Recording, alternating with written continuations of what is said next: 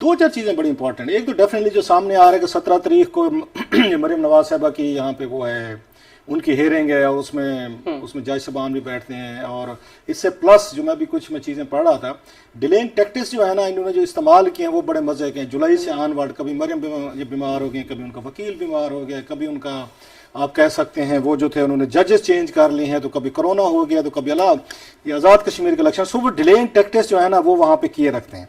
अब ये उनकी एक उसको आप कहें कि एक उसकी नई अटेम्प्ट है कि इसको किया जाए।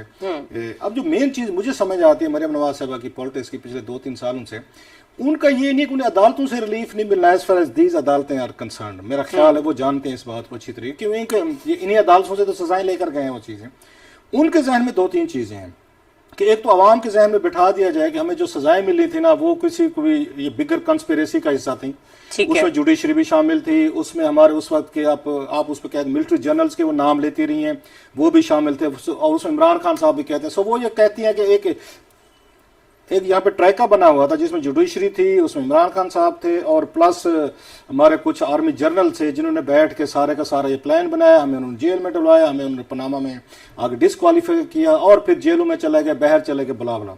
नैरेटिव बिल्डिंग, ये उनका नैरेटिव बिल्डिंग है कि लोगों को, आम लोगों को ये बताया जाए कि हमें जो सजाएं हुई हैं वो करप्शन की बुनियाद पे नहीं हुई, एवरफील्ड फ्लैट्स की वजह से नहीं हुई, हमारी प्रॉपर्टीज की वजह से नहीं हुई, हमारे यहाँ पे कोई उसके रसीदें देने ना की वजह से नहीं हुई। सो अवाम को यह तस्वर देना है बार बार कि जो कुछ भी हुआ है नवाज शरीफ साहब के खिलाफ ये बड़ी साजिश हुई है, और इस साजिश में फला लोग जो है वो शामिल थे। सो वो बेसिकली जो रिलीफ लेना चाहते हैं वो अवाम की अदालत से लेना चाहते हैं, या मीडिया के जरिए वो जो है एक नैरेटिव को बिल्ड करना चाहते हैं। अदालतों को वो नहीं करना चाहते कि अदालतें हमें रिलीफ दें या न दें, या एक उनके पॉलिटिकल जो अगला उनका वो है उनके जहन में, जो मैं अक्सर एक दफा बात भी हो चुकी है, नवाज शरीफ साहब अफोर्ड नहीं कर सकते। उनके लिए वही सिचुएशन पैदा हो रही है नवाज शरीफ साहब के लिए जो बेनजीर भुट्टो साहब के लिए हुई थी 2007 में, वो है डू और डाई वाली।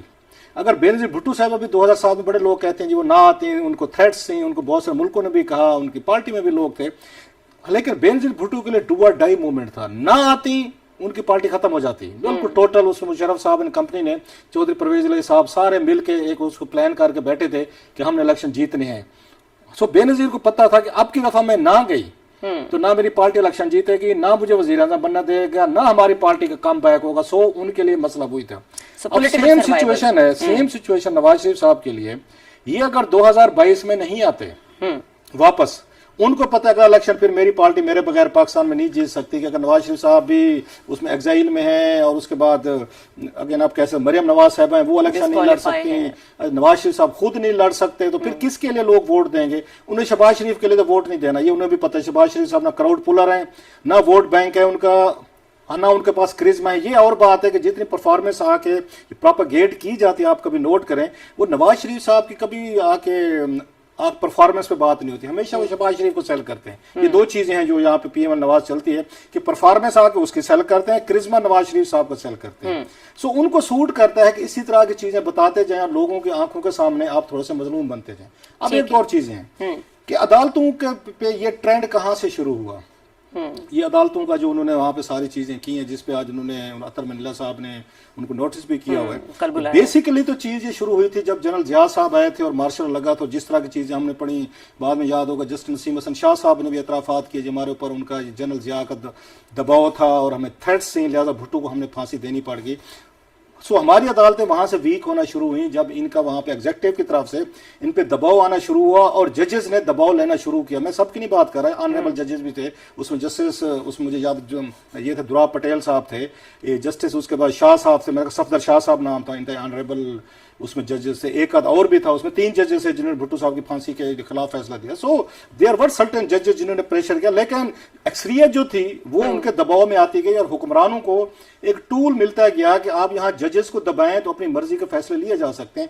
इसके बाद इस आके ट्रेंड को जो साइंटिफिक रंग दिया, जो आके इसको साइंस बना दिया, वो नवाज शरीफ साहब ने अल्लाह के फजल से खुद दिया। जो इनकी वीडियोज आई थी, सॉरी ऑडियोज आई थी, बेनजीर भुट्टो साहब को सजाएं दिलवा रहे थे, जस्टिस क्यूम मलिक साहब के जरिए उनको थ्रेट किया जा रहा था और मलिक साहब कह रहे थे नहीं इन्होंने तुझे 7 साल तो काम दी तो मियाँ साहब नाराज होंगे फलाने को, हमने सब वो टेपें सुनी है।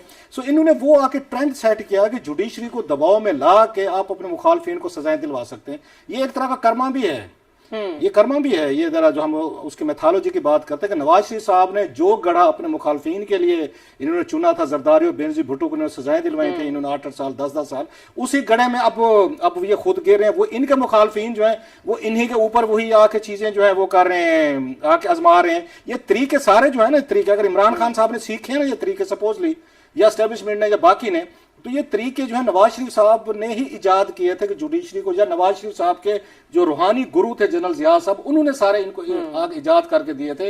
ये सारी चीजें आप इसमें करें।